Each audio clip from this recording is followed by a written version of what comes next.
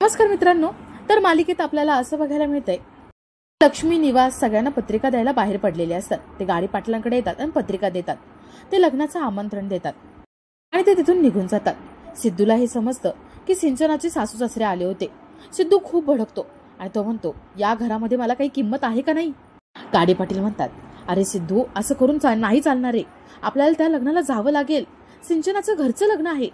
सिद्धू म्हणतो, त्या लग्नाला जायचं म्हणजे आपण आपला स्वाभिमान बाजूला ठेवावा लागणार आहे आपल्याला, आणि हे मला अजिबात चालणार नाहीये। सगळे सिद्धूला समजवायचा प्रयत्न करतात। तर इकडे लक्ष्मी तुळशीची पूजा करत असते आणि तेवढ्यात तिथे जयंत येतो। जयंत आतमध्ये येतो आणि लक्ष्मीच्या पाया पडून आतमध्ये जातो। तो सगळ्यांना आतमध्ये भेटत असतो। लक्ष्मीची नजर कारवर पडते।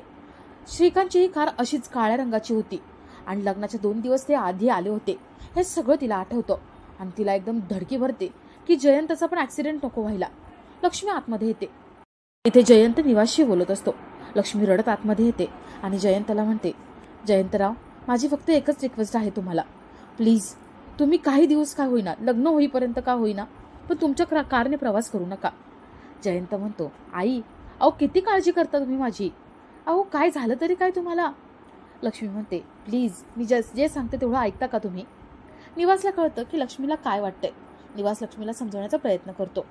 आता जयंत लक्ष्मीसाठी आपली कार बाजूला ठेवेल का हे बघण्यासारखं असेल।